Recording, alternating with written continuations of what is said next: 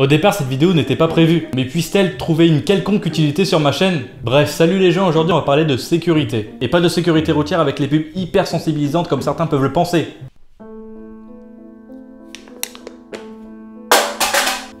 Chaque jour, 95 000 canettes se font sauvagement étreindre par des hommes. Alors faites un don, putain! Sécurité routière. Tous responsables. Tous concernés. Sur Facebook, Twitter et Google+, et sur n'importe quelle plateforme où il faut un compte, il y a un mot de passe. Mot de passe qui permet de s'identifier comme une personne détenteur du compte parce que sinon tout le monde peut se faire passer pour n'importe qui.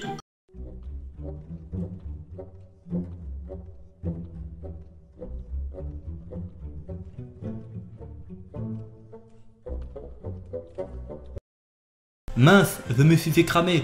La prochaine fois, j'essaye Steve Jobs.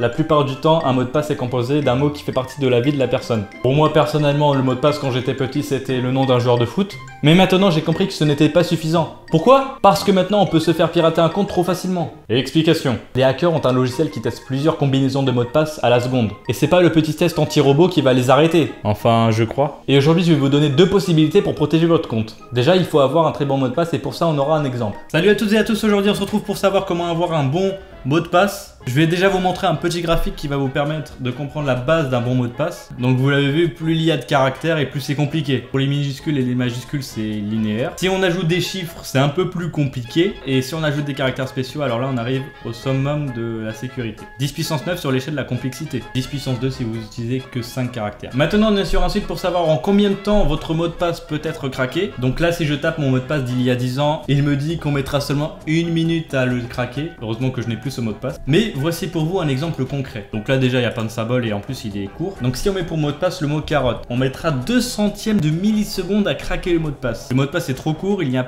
pas de caractères, il y a juste des lettres, il n'y a même pas de chiffres. Or maintenant on va remplacer ce mot par une phrase complète. On va mettre j'ai mangé des carottes. Point. Et là, on voit le résultat 114 décillion years. Ça veut dire quoi décillion? Donc là, on peut voir le résultat 114 décillions années. Je sais même pas si ça se dit comme ça, je connais même pas ce décillion. La longueur du mot de passe est assez longue pour que ça soit un mot de passe sécurisé.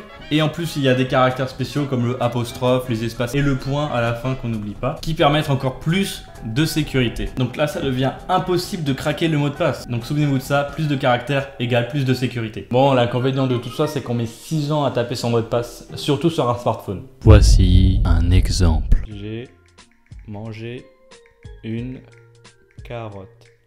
Voilà.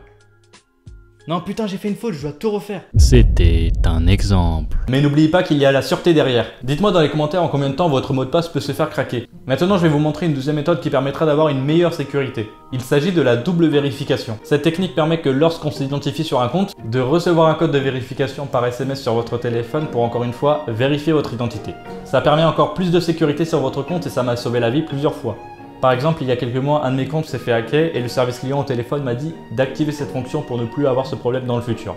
Quelques mois plus tard, à un moment où je n'étais pas sur mon compte, je reçois un code de vérification par SMS alors que je ne voulais même pas me connecter sur mon compte. À ce moment-là, je me dis, qui essaye de pénétrer sur mon compte? Et finalement, on se rend compte que ça sauve la vie. Ah oui, ça m'aurait bien fait chier de voir toutes mes vidéos supprimées. Et même pire encore. En plus, ça m'est déjà arrivé. Attends quoi? Chaîne sans contenu?